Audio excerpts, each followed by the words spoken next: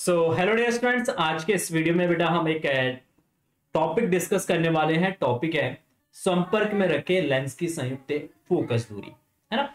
दो लेंस आपस में संपर्क में रखे हुए हैं, पतले लेंस हैं, ठीक है। और इन दोनों लेंस की संयुक्त फोकस दूरी का फॉर्मूला जो है हमें ड्राइव करना है।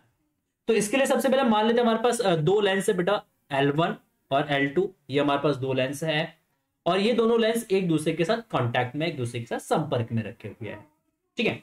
और इस लेंस के फ्रंट पे आपका एक वस्तु रखा हुआ है, ये आपका एक बिंदु वस्तु है, ठीक है ना। और ये इसका प्रिंसिपल एक्सिस हो गया। तो एक रे हम ले, सबसे पहले इस वस्तु का क्या करेंगे, दोनों लेंस के द्वारा एक इमेज फॉर्मेशंस करेंगे और इमेज फॉर्मेशंस का एक रे डायग्राम हम यहां पे बनाएंगे। तो सबसे पहले बेटा एक रे ले लेंगे हम प्रिंसिपल एक्सिस से, जो सीधे निकल जाएगा, ठीक है। क्योंकि प्रिंसिपल एक्सिस से अगर कोई भी रे पास हो रहा है तो जो रे है वो सीधे निकल जाता है बिना डेविएट हुए, बिना विक्षेपित। और एक रे ले लेंगे हम यहां से। अब ये जो रे है बेटा, ये फर्स्ट इस लेंस पे आके इंसिडेंट होगा। लेंस इस रे को क्या करेगा, थोड़ा सा डाइवर्ट करेगा, मतलब अपवर्तित करेगा।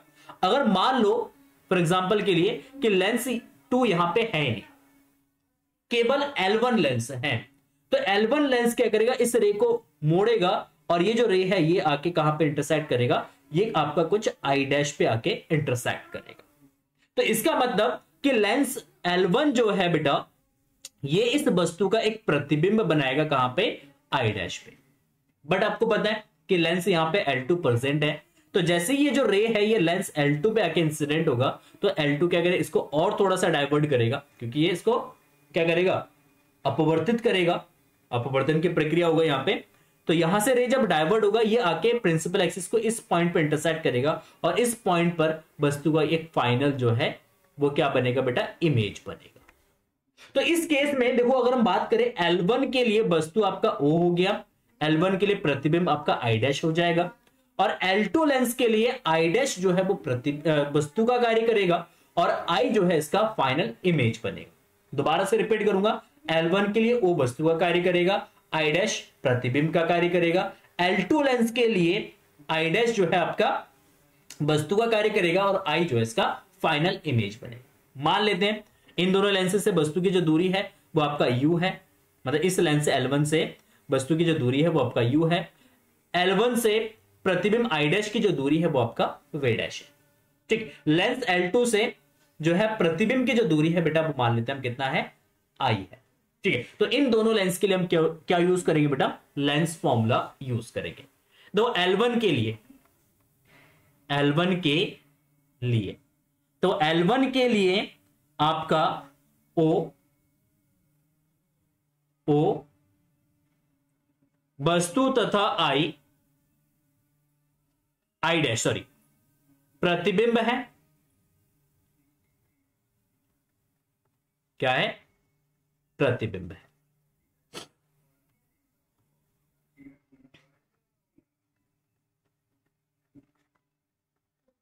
ठीक है, L1 के लिए O वस्तु तथा I डैश जो है वो क्या है बेटा, आपका प्रतिबिंब है। तो इसके लिए हम लेंस सूत्र यूज करेंगे।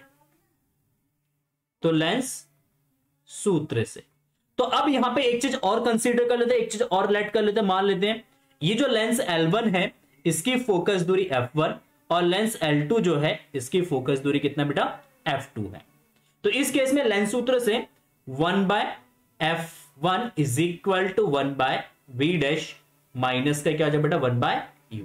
ये हो गया इक्वेशन नंबर फर्स्ट, ठीक है। चलिए सेकेंड लेंस के लिए, लेंस सेकेंड के लिए मतलब L2 के लिए, तो I डैश वस्तु तथा I प्रतिबिंब का कार्य करेगा। मतलब L2 के लिए I डैश आपका वस्तु हो गया और I जो है आपका क्या हो गया बेटा, प्रतिबिंब। तो ये प्रतिबिंब का कार्य करेगा। तो इसके लिए अगर हम लेंस फॉर्मूला यूज करते हैं तो ये आपका लेंस सूत्र जो है आपका हो जाएगा, लेंस सूत्र से। तो लेंस सूत्र आपका क्या है, लेंस सूत्र है आपका 1/f2 इज इक्वल टू, क्योंकि सेकंड लेंस की फोकस दूरी हमने कंसीडर किया f2, तो 1/f2 इज इक्वल टू 1/, देखो बस प्रतिबिंब की जो दूरी है वो कितना बेटा, v है। तो v माइनस वस्तु की जो दूरी है वो आपका v डैश है। कितना बेटा? वो आपका v डैश है, तो 1 बाय v डैश। तो 1 by v minus 1 by v dash, ये हो गया इक्वेशन नंबर सेकंड। दोनों इक्वेशंस को आपस में क्या करेंगे? ऐड कर देंगे, जोड़ देंगे। समीकरण 1 प्लस समीकरण 2, तो ये आपका जो 1 by f1 plus 1 by f2 is equal to 1 by v dash minus 1 by u plus 1 by v minus का 1 बाय v डैश। तो ये आपका 1 बाय v डैश माइनस का 1 by u, 1 by v minus का 1 बाय v डैश। देखो 1 by v dash से 1 by v dash आपका cancel out हो जाएगा, ये आपका बचेगा 1 by f1 plus 1 by f2 is equal to 1 by v minus का 1 बाय u। अच्छा, अब यहां पे देखो बेटा, अगर हम मान लेते हैं, माना दोनों लेंसों की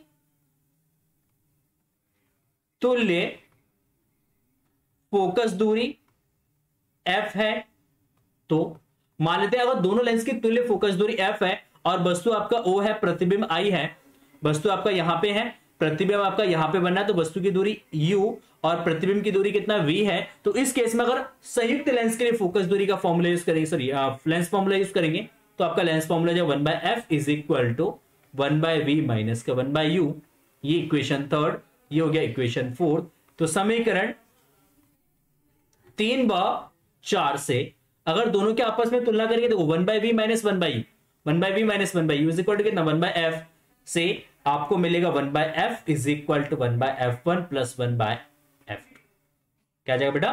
1 by f is equal to 1 by f1 plus 1 by f2। तो ये संयुक्त फोकस दूरी का फॉर्मूला है, ये ही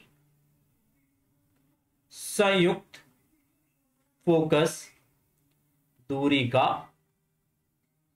सूत्र है। ठीक है, तो बहुत सिंपल, बहुत सुंदर, बहुत बढ़िया सा डेरिवेशन है, सिंपल डेरिवेशन है। जस्ट आपको दोनों लेंस के लिए क्या करना है? एक लेंस फॉर्मूला यूज करना है, और संयुक्त लेंस जो आपका बनेगा उस संयुक्त लेंस के लिए भी आपको क्या करना है? लेंस फॉर्मूला यूज करना है, दोनों को आपस में कंपेयर करना है। तो आपका फॉर्मूला बन जाएगा 1 by f is equal to 1 by f1 plus 1 by f2।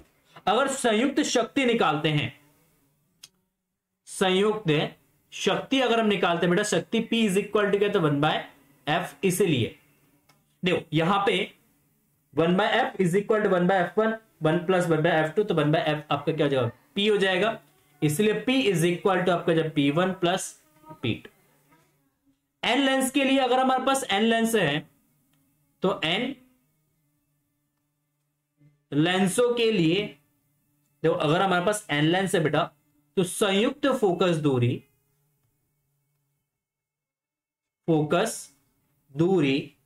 1 by f is equal to 1 by f1 plus 1 by f2 plus 1 by f3 plus dot dot plus 1 by fn। ठीक है, तो ये n लेंस के लिए क्या हो जाएगा बेटा? संयुक्त फोकस दूरी का फॉर्मूला हो जाएगा। नेक्स्ट अगर हम बात करते हैं संयुक्त शक्ति की, तो संयुक्त शक्ति जो है आपका हो जाएगा बेटा P is equal to P1 plus P2 plus P3 plus dot dot क्या हो जाएगा? आपका Pn हो जाएगा। कितना जाएगा बेटा? ये आपका जाएगा Pn।